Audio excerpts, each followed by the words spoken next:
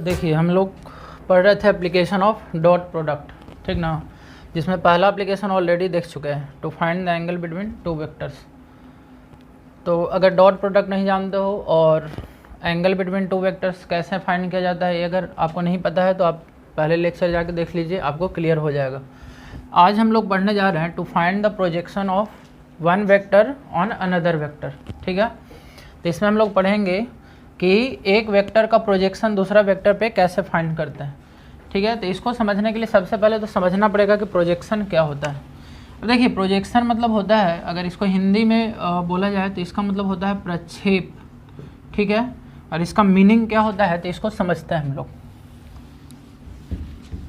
तो देखिए हम लोग अभी पढ़ेंगे प्रोजेक्शन के बारे में, projection of A on B, ठीक है। अच्छा, इसका अगर फॉर्मूला बताया जाए कि projection of A on B, इसका फॉर्मूला क्या होता है, तो अगर फॉर्मूला की बात किया जाए तो देखिए फॉर्मूला होता है A dot B divided by किस पे प्रोजेक्शन निकालना है, तो ऑन बी यहाँ लिखा हुआ है तो उसके मैग्नीट्यूड से डिवाइड करना होगा, यानी कि मैग्नीट्यूड ऑफ बी। और ये पूरा का हम मॉड ले लेते हैं, ठीक है। यहाँ ऑन के जगह पे यहाँ एलोंग भी लिखा हुआ हो सकता है, ए एलोंग बी। तो ये तो फार्मूला हो गया। ये फार्मूला कहाँ से आया इसको हम लोग समझेंगे, ठीक ना। और ये भी समझेंगे कि प्रोजेक्शन का मतलब क्या होता है, ठीक है। तो ये तो फार्मूला हो गया। अब ये फार्मूला कैसे आया, मतलब क्या है, ठीक है। तो ये हम लोग समझते हैं। तो सबसे पहले देखिए मान लिया जाए कि यहाँ पे दो वेक्टर है, तो यहाँ पे दो वेक्टर लिया गया है। एक वेक्टर सपोज दैट ए है और दूसरा वेक्टर बी है, ठीक है। सपोज दैट दोनों के बीच में जो एंगल है वो है थीटा, और हमको यहाँ पे फाइंड करना है ए का प्रोजेक्शन बी पर या बी के अलोंग, ठीक है। तो ए का प्रोजेक्शन बी पे, इसका मीनिंग क्या हुआ, देखिए यहाँ ए से आपको परपेंडिकुलर ड्रा करना है बी पर, यानी कि यहाँ से परपेंडिकुलर आप एक ड्रा कर लो। इसका सपोज दैट नाम देते हैं ओ ए और इसका इस वेक्टर का नाम देते हैं ओ बी, ठीक है। और यहाँ पे जो परपेंडिकुलर आया ए परपेंडिकुलर है ए सी। तो यहाँ पे क्या किया गया कि जो वेक्टर ए था उसका एंड पॉइंट से यानी कि हेड से आप वेक्टर बी पे एक परपेंडिकुलर ड्रा किए। अब देखिए यहाँ से यहाँ का जो लेंथ हुआ ओ टू सी, यानी कि ओ सी जो लेंथ हुआ इसी को हम बोलेंगे प्रोजेक्शन। प्रोजेक्शन किसका प्रोजेक्शन है, तो ऑफ ए ऑन बी, ठीक है। इस लेंथ को ही प्रोजेक्शन बोलेंगे, यानी कि यहाँ पे जो ओ सी लेंथ है ओ टू सी, ठीक है, इसको हम बोलते हैं प्रोजेक्शन। तो किसका प्रोजेक्शन, वेक्टर ए का वेक्टर बी के अलोंग या वेक्टर बी पर, ठीक है। तो इस ओ सी को ही हम बोलेंगे projection of A on B, ठीक है। इतना बात समझ में आ गया। सिमिलरली अगर मान लिया जाए कि इसका उल्टा लिखा जाता है, मान लिया जाए कि बोलता है कि प्रोजेक्शन ऑफ बी ऑन ए, ठीक है। तो इसको भी समझ लीजिए। देखिए मान लिया जाए कि वेक्टर ए इधर है और बी इधर है, तो अगर बोलता है कि बी का प्रोजेक्शन ए पर, तो आपको करना क्या होता है कि यहाँ से आपको परपेंडिकुलर ड्रा करना होता है, ठीक है। या हो सकता है कि परपेंडिकुलर आगे भी चला जाए, हो सकता है परपेंडिकुलर पहले भी आए, ठीक है। सपोज दैट वेक्टर ए को और थोड़ा बढ़ा देते हैं, ठीक है। तो ए जो लेंथ हुआ यहाँ से ओ बी ए और इसके सपोज दैट ए डी नाम देते हैं। तो ये जो ओ डी है, ठीक है, ये लेंथ जो ओ डी है ये है प्रोजेक्शन ऑफ बी ऑन ए, ठीक है। तो प्रोजेक्शन का मीनिंग यही होता है। अब देखिए इसको हम वेक्टर फॉर्म में लिखना है, यानी कि डॉट प्रोडक्ट के फॉर्म में लिखना है। इस लेंथ को हम डॉट प्रोडक्ट के फॉर्म में कैसे लिखेंगे, ठीक है, तो इसी को समझना है। अब देखिए यहाँ पे सपोज दैट इस राइट ट्रायंगल में, देखिए इसको हम लिखने के लिए क्या करते हैं, इन राइट ट्रायंगल ओ सी ए। तो इस ट्रायंगल में अगर आप कॉस थीटा यूज करोगे तो कॉस थीटा आपको पता है कि होता है base by B by H, base by hypotenuse. तो बेस के जगह पे यहाँ पे देखिए ओ सी है और एच के जगह पे कितना हो जाएगा, तो ओ ए होगा, ठीक है। तो यहाँ से अगर आप ओ सी फाइंड करोगे तो हो जाएगा ओ ए कॉस थीटा। ओ सी की जगह हम लिख सकते हैं, अब देखिए ओ ए, इस ओ ए को ही वेक्टर ए बोला गया। इसका मतलब ए जो लेंथ है इसका मैग्नीट्यूड लिख सकते हैं, यानी ओ ए जो है वो मैग्नीट्यूड ए वेक्टर का मैग्नीट्यूड है, इस लेंथ को ही मैग्नीट्यूड बोला जाता है। और कॉस थीटा, देखिए इसको हमको डॉट प्रोडक्ट के फॉर्म में लाना है। तो हम क्या करेंगे, इसको डॉट प्रोडक्ट के फॉर्म में लाने के लिए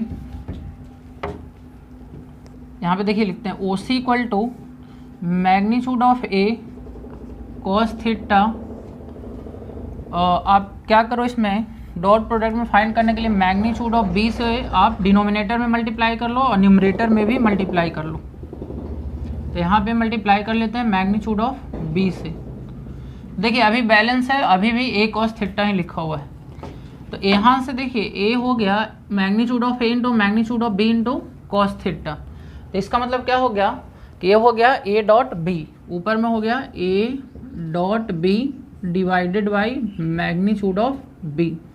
ठीक है, तो ए ओ सी हमको फाइंड हो गया, यानी ओ सी फाइंड हो गया, इसका मतलब projection of A on B find हो गया।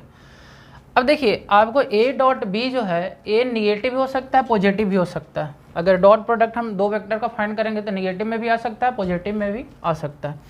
लेकिन देखिए लेंथ कभी भी निगेटिव नहीं होता, लेंथ हो गया, एरिया हो गया, तो ये सब निगेटिव नहीं होता है। तो इसीलिए हम यहाँ पे क्या लगा लेते हैं कि जब प्रोजेक्शन लिखते हैं तो यहाँ पे हम मॉड लगा लेते हैं। ठीक है, यानी कि जब हम लिखते हैं इसके जगह पे projection of A on B, तो प्रोजेक्शन सिंस एक लेंथ है तो इसलिए हम यहाँ पे मॉड लगा के लिखते हैं। ठीक ना, तो यहाँ पे हम लोग मॉड में लिख लेंगे A dot B divided by magnitude of B. Mod लेने से ये फ़ायदा है कि हमारा जो आंसर आएगा हमेशा क्या आएगा, पॉजिटिव आएगा, जो कि हमको चाहिए, क्योंकि लेंथ हमेशा पॉजिटिव ही आएगा। इसी तरह से अगर यहाँ पे बोला जाता है कि प्रोजेक्शन ऑफ बी ऑन ए, अगर यहाँ पे बी ऑन ए लिखते तो यहाँ मैग्नीट्यूड ऑफ ए से डिवाइड करते। ठीक है, अगर यहाँ पे ए समझ में आ गया तो ए तो डेरिवेशन हो गया, बाकी ये फॉर्मूला आपको याद रखना। तो सिमिलरली इसी तरह से अगर बोला जाए प्रोजेक्शन ऑफ बी ऑन ए, तो आप ए फॉर्मूला याद रखोगे, ऊपर में तो वही होगा ए डॉट बी या बी डॉट ए भी लिख सकते हो, दोनों एक ही बात होता है, डिवाइडेड बाई मैग्नीट्यूड ऑफ ए। ठीक है, तो आई होप आपको ये प्रोजेक्शन का मतलब समझ में आ गया। ठीक है, चलिए एक दो एग्जाम्पल इस पे देख लेते हैं। देखिए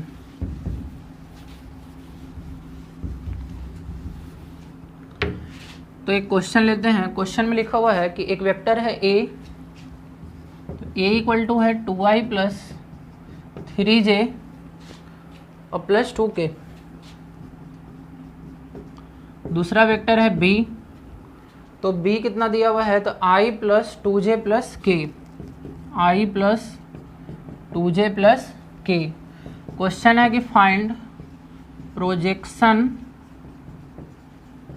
ऑफ ए ऑन बी। ठीक है, ए का प्रोजेक्शन बी पे फाइंड करना है। अच्छा, इसमें ये भी क्वेश्चन हो सकता है कि प्रोजेक्शन ऑफ बी ऑन ए।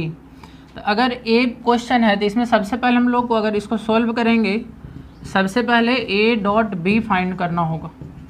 ठीक है, ए डॉट बी सबसे पहले आपको फाइंड करना होगा। तो ए डॉट बी कैसे फाइंड करते हैं, ये तो बहुत बार बताया जा चुका है। तो देखिए ए डॉट बी फाइंड करने के लिए कंपोनेंट फॉर्म में एक्स कंपोनेंट को मल्टीप्लाई करते हैं, तो 2 इंटू 1, यहाँ पे 2 है, यहाँ पे कुछ नहीं तो 1 है, प्लस फिर बाई कंपोनेंट को मल्टीप्लाई कीजिए 3 इंटू 2, फिर प्लस कीजिए, फिर 2 इंटू 1,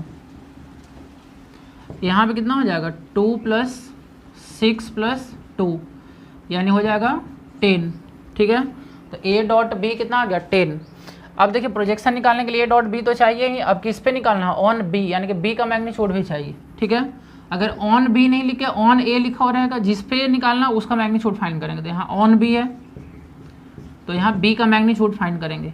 तो कोई भी वेक्टर का मैग्नीट्यूड कैसे फाइंड करते हैं, कंपोनेंट फॉर्म में, तो फॉर्मूला लगाते हैं रूट अंडर एक्स कंपोनेंट का स्क्वायर यानी 1 square plus by square plus Z square. ठीक है, तो हो जाएगा रूट अंडर 1 प्लस 4 प्लस 1, तो 4 1 5 5 1 6 रूट 6। ठीक है, तो अब हम लोग क्या करेंगे, अब लिख लेंगे कि projection of A on B. ठीक है, तो इसका फॉर्मूला हम लिख लेंगे। तो फॉर्मूला हो जाएगा A dot B divided by magnitude of B. ठीक ना, तो ए डॉट बी पहले हम फाइंड कर चुके हैं 10, तो आंसर हो जाएगा 10 डिवाइडेड बाई √6, ये आंसर हो जाएगा, इतना यूनिट आंसर। अब चाहो तो इसका रेशनलाइजेशन करके √6 से आप डिनोमिनेटर और न्यूमरेटर में मल्टीप्लाई करके भी लिख सकते हो। ठीक है, तो आई होप आपको ये समझ में आ गया होगा प्रोजेक्शन कैसे फाइंड करते हैं। ठीक है, तो देखिए इस पे एक और क्वेश्चन ले लेते हैं।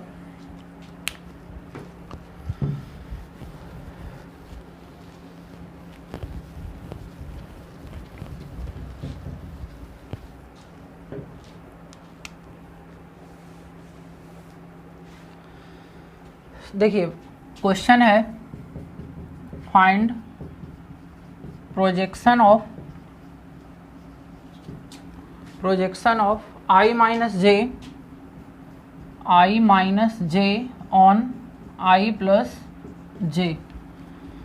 अब देखिए यहाँ पे क्वेश्चन में लिखा हो सकता है find projection of A vector का नाम नहीं दिया हुआ, तो यहाँ पे इस वेक्टर का नाम ए ले लो और इस वेक्टर का नाम बी ले लो। ठीक है, तो यहाँ ऑन लिखा हो सकता है, एलोंग लिखा हो सकता है, या इन डायरेक्शन ऑफ लिखा हो सकता है, उससे कंफ्यूज नहीं करना है। ठीक है, क्वेश्चन का लैंग्वेज चेंज हो सकता है।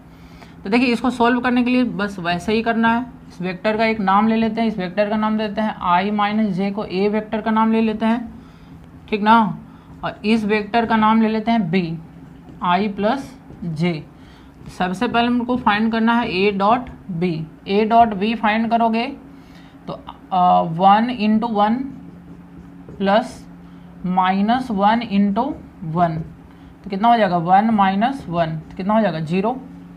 ठीक है, तो देखिए ए डॉट बी अगर 0 आ गया तो प्रोजेक्शन इसका मतलब 0 हो जाएगा, क्योंकि प्रोजेक्शन का फॉर्मूला में ऊपर में होता है ए डॉट बी, नीचे में होता है मैग्नीट्यूड ऑफ बी। ठीक है, तो ए डॉट बी यहाँ पे 0 आ गया, तो 0 बाई समथिंग कुछ भी करोगे तो कितना आंसर हो जाएगा 0, तो प्रोजेक्शन इसका कितना हो जाएगा 0। ठीक है, अगर प्रोजेक्शन कहीं 0 आ रहा है इसका मतलब क्या है, इसका मतलब ये है कि ए वेक्टर और ए वेक्टर एक दूसरे पे परपेंडिकुलर है।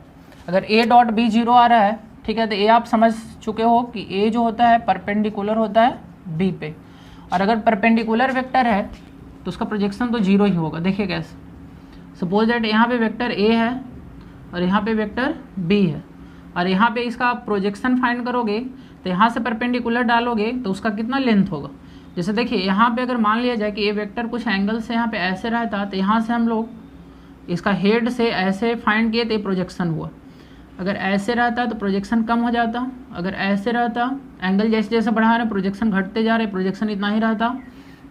इसी तरह से अगर 90 डिग्री रहे तो प्रोजेक्शन कितना हो जाएगा 0। यानी कि प्रोजेक्शन अगर 0 आ रहा है इसका मतलब क्या है, दोनों वेक्टर परपेंडिकुलर है, या परपेंडिकुलर होगा तो प्रोजेक्शन कितना होगा 0। ठीक है, तो आई होप ये प्रोजेक्शन का कंसेप्ट आपको समझ में आ गया होगा। अब इस पर किसी तरह का प्रोजेक्शन का क्वेश्चन आप कर सकते हो। ठीक है, तो आज इतना ही रहने देते हैं। ठीक है, थैंक यू।